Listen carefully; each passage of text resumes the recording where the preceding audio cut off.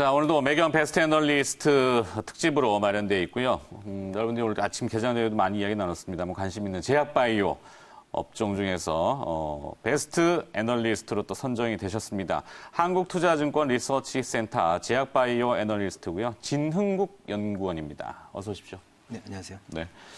자, 워낙 말씀을 많이 들었는데 오늘 또 스튜디오에서 이렇게 뵙게 됐네요. 네, 감사합니다. 네. 자, 지난 한 해는 제약바이오가 나름의 부침이 좀 심해가지고 힘들었어요. 네, 주된 이유가 뭐였는지 진흥국 연구원이 파악하시는 지난 한 해의 제약바이오 결산이라고 하면 좀 뭐하고 한번 묶어본다면. 네, 저희 섹터가 사실 부침이 항상 심해왔던 섹터고요. 네.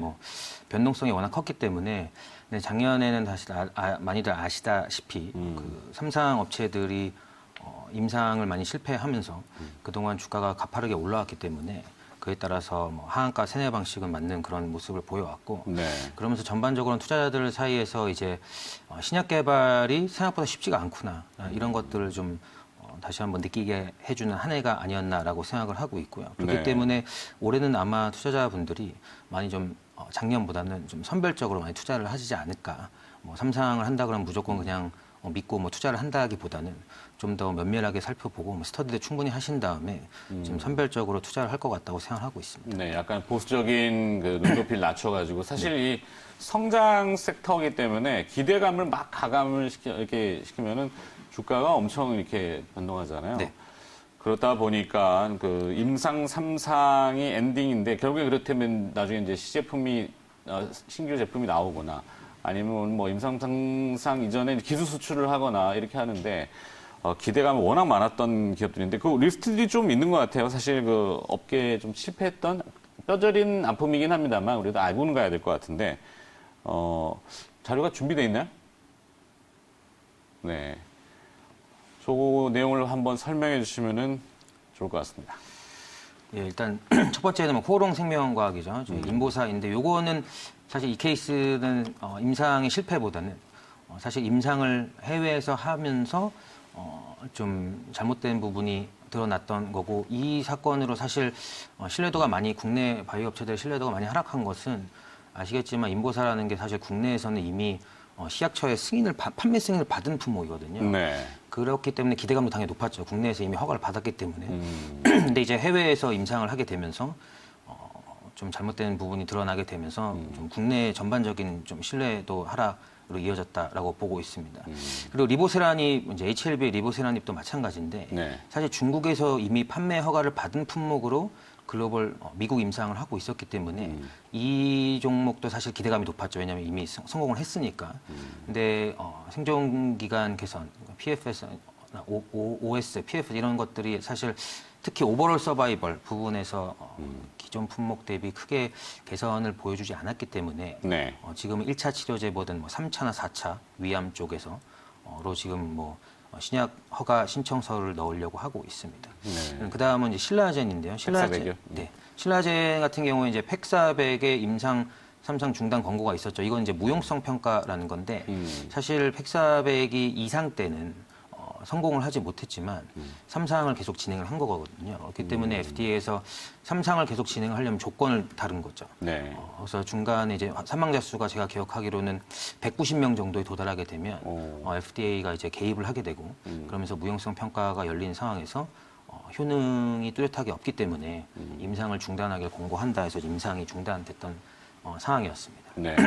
그리고 헬릭스미스는 임상 결과가 좀 부족하게 나왔고 이게 임상 관리의 소홀로 인해서 혼용에 따른 결과다라고 말씀을 회사에서 하고 있는데 네. 이게 또 마침 올해 이번 달 15일에서 20일 사이에 이 결과에 대한 발표가 있습니다. 그래서 이게 혼용이었는지 네. 아니었는지에 대한 결과 발표가 있는데 2월 달 중순경에 15에서 20일 사이라고 회사는 얘기하고 있고요. 네. 이게 이제 혼용으로 결론이 나게 되면 사실 회사에 있어서는 호재라고도 볼 수 있을 것 같아요. 혼용이었기 때문에 네. 지금 3월 달에 다시 3상에 들어갈 때 지난번에는 관리가 잘못됐기 때문에 임상이 잘못된 거다. 효능에는 문제가 없다라는 건데 이게 만약에 혼용이 때문이 아니라 원래 이런 거다라고 하면 좀 기대감이 좀 낮아질 수 있겠죠. 더 나아지겠군요.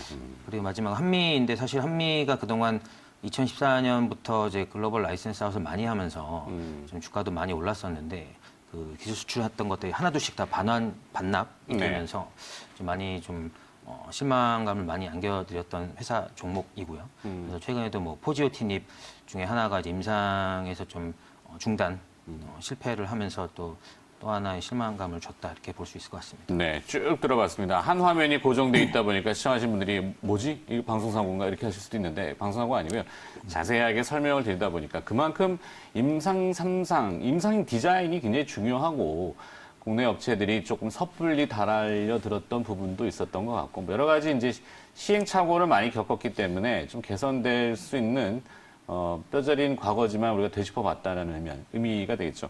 자, 올해는 제약바이오 이 업종에 대한 전망, 임상 3상 들어가는 업체들이 올해는 많지 않다? 거의 없다? 이렇게 또 내용이 나오던데요. 올해는 저희 바이오텍 같은 경우 임상 3상을 단독으로 결과가 나오는 회사는 뭐 G3BNT의 안구건조증 치료제 네. 3상을 세 번째 하고 있는데요.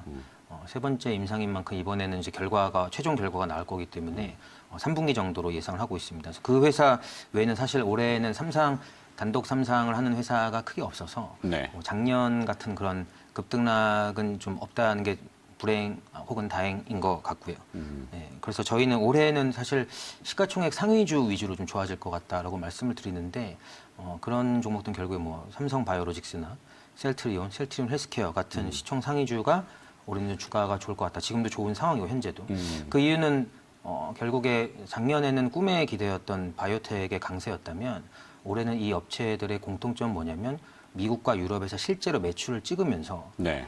데이터가 아닌 실제 매출을 보여주는 한 해이기 때문에 결국에 숫자 위주로 아무래도 투자자들이 좀 더 접근하고 싶어 하지 않을까라고 생각을 하고 있습니다. 최근에 그 삼성바이오로직스의 주가도 상당히 강했더군요. 운요 중에 많이 올라왔어요. 실적도 물론 약간 서프라이즈하게 나왔고, 뭐 셀트리온도 마찬가지입니다만 언뜻 근데 이런 궁금증이 좀 드는데 최근에 보면 이제 이 코로나19라고 하는 신종 바이러스 때문에 이슈가 크잖아요. 만약에 그 진단 키트, 치료제, 백신이 만약에 개발이 된다면은 이 대량으로 양산을 해야 되는 시설들 이게 이제 바이오 시밀러 업체하고 연관성이 있나요? 일단은 뭐 치료제 먼저 말씀을 드리면 치료제가 지금 아시겠지만 없는 상황인데 치료제가 출시가 된다고 했을 때 모든 의약품은 사실 특허가 있습니다. 그렇기 때문에 시밀러가 특허가 끝나서 개발을 해서 출시를 하게 된다면 이미 몇 년 뒤일 거고 네. 그렇기 때문에 그때는 뭐 이렇게 뭐 영양가가 별로 없지 않을까. 그렇죠. 수익성이라든지. 네. 그리고 뭐 백신은 뭐 지금 글로벌 업체들도 많이들 개발을 하려고 하고 있거든요. 길리어드 사이언스. 네. 뭐 그런 업체들 지금 백신을 개발하고 있는데 백신이 개발하게 되면 치료제보다 이제 백신이 나오게 되면서 치료제의 니즈가 또 많이 없어지는 거 아닌가라고 네. 생각하고 있고 사실 이 코로나 쪽의 종목들은 테마성이 짙은 상황이고요. 그렇죠. 막 갖다 붙이도 네. 그러고요. 그렇기 때문에 뭐 백신이나 치료제가 나온 상황에서는 이미 테마는 다 끝났을 것이다라고 생각하기 때문에 크게 뭐 투자하실 때 좀 유의하셔야 될 것 같습니다. 실제 연관성이 크지 않을 수도 있다. 현재는 그렇습니다. 네. 좋습니다. 바이오 기업의 뭐 대장주라고 하면 시가총액 기준으로 보면은 뭐 셀트리온일 수도 있겠습니다만 삼성바이오로직스가 이번에 4분기 실적이 굉장히 좋게 나왔잖아요. 네. 잠깐 설명드렸는데 이거 배경이 뭡니까? 일단 삼성바이오로직스가 이제 시가총액 기준으로는 4위 에 등극을 하면서 이제 저희 섹터에서는 가장 시총이 큰 회사가 되었고요. 네. 뭐 실적 서프라이즈의 배경은 아무래도 매출이 잘 나왔기 때문에입니다. 이 회사가 그동안 사실 실적이 좀 변변치 않았던 거는 매출 볼륨이 낮았기 때문에 그에 반해서 비용이 계속 증가했기 때문에 실적이 좀 낮은 거 좀 부진했던 건데 이번에 4분기에 좀 매출이 3공장 매출이 좀 잡히기 시작하면서 네. 결국에 영업 레버리지 효과라고 저희가 말씀을 드리고 있는데요. 매출이 증가하게 됐을 때 고정비가 높은 업체들은 매출의 상승 폭보다 영업이익의 상승 폭이 더 크게 됩니다. 그래서 4분기에 영업이익률이 거의 30%에 육박을 했기 때문에 네. 결국에 향후에 매출이 크게 올라가게 될 경우에 이 회사가 이렇게 돈을 벌 수 있다라는 어떤 시그널을 보여준 실적이 4분기 실적이 아니었나 이렇게 생각하고 있습니다. 그렇죠. 이제 설비 투자에 들어가면 아무래도 비용 지출이 나오고, 근데 설비 투자가 이제 완공이 됐을 때는 공장을 가동시키고 매출로 연결되면은 영업이익이 확 늘어나는 구조가 돼 있다. 그렇죠. 이런 얘기네요.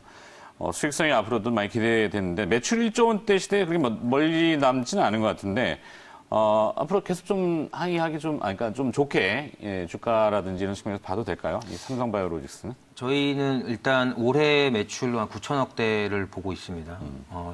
1공장, 2공장, 3공장 공장이 3개인데 1공장, 2공장이 일단 가동률 계속 올라오고 있고 3공장 매출이 작년 4분기부터 잡히기 시작했는데 이게 온기로 잡히게 된다면 결국에 매출이 작년보다는 올라갈 수밖에 없는 구조인 거죠. 그래서 그에 따라서 방금 말씀드렸다시피 이익률도 급격하게 증가를 하기 때문에 영업이익은 저희가 올해 뭐 2배 정도로 늘어나는 걸로 예상을 하고 있습니다. 작년 900억에서 올해 1,700억 정도로 늘어나는 걸로 보고 있습니다. 그래서 실적은 좋아지는 상황인데 저희가 이제 현재는 이제 목표 주가는 54만 원이고 그래서 지금 거의 다 온 상황입니다. 그래서 저희가 추가적으로 뭐 목표 주가를 올리려면 어떤 추가적인 근거나 어떤 정황이 있어야 되는데 그런 뭐 예를 들면 실적이 더 잘 나온다든지 이런 것들이 보여지게 되면 주가가 좀 더 탄력을 받을 수 있지 않을까 이렇게 생각을 하고 있는 상황입니다. 네. 자, 한미약품으로 좀 넘어가 볼까요, 이제? 작년 말에 포지업틴이 임상 이슈가 있었습니다. 현재 진행 상황은 좀 어떻습니까? 포지오티닙이 이제 코호트라고 해서 그 임상 그룹군이 있습니다. 거기서 한 10개 정도의 그룹이 있는데 그중에 한두 개가 좀 기대했던 효능에 미치지 못해서 임상이 중단이 됐던 상황이고 회사는 계속 임상을 지금 진행을 하고 있는 상황이긴 합니다. 하지만 결과는 이미 사실 코호트 1, 2번이 좀 잘못됐으면 나머지가 더 잘 될 거라는 기대는 사실 낮아질 수밖에 없는 상황이고요. 그래서 결과는 좀 어느 정도 불확실하다라고 지금 보여지고 있는 상황입니다. 네. 네. 자, 그 외에서 다양한 임상 품목들이 추진 중인 걸로 알고 있는데 추후 실적하고 주가 전망, 한미약품은 어떻게 보시나요?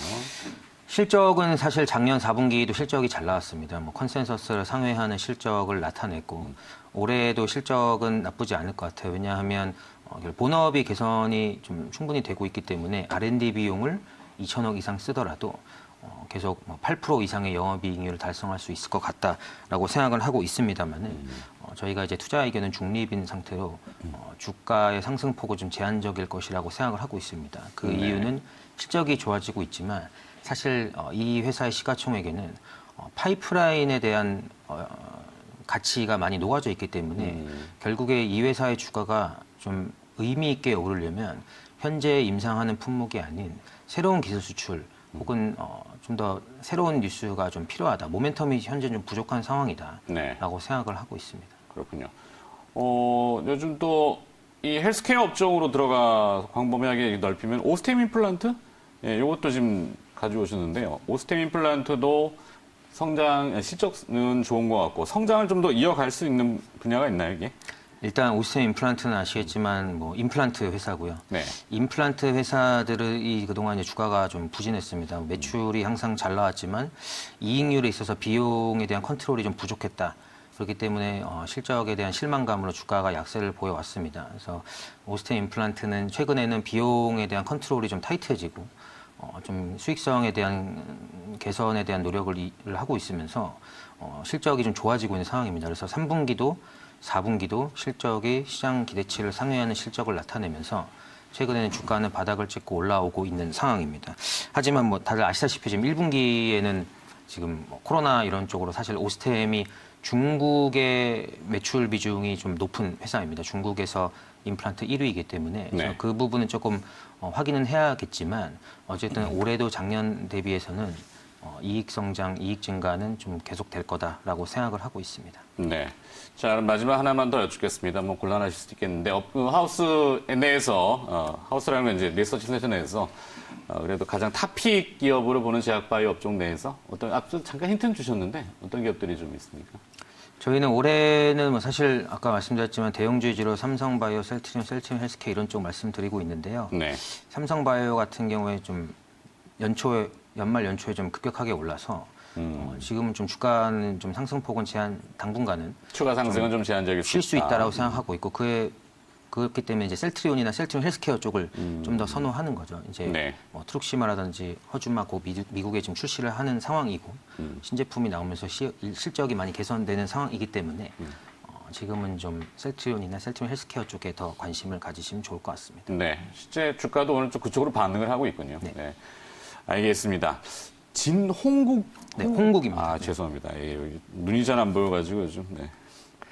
제약바이오 업종 내에서 베스트 애널리스트 특집이었고요. 한국투자증권 리서치센터 제약바이오 담당이고요. 진홍국 애널리스트가 오늘 수고를 해주셨습니다. 고맙습니다. 네, 감사합니다.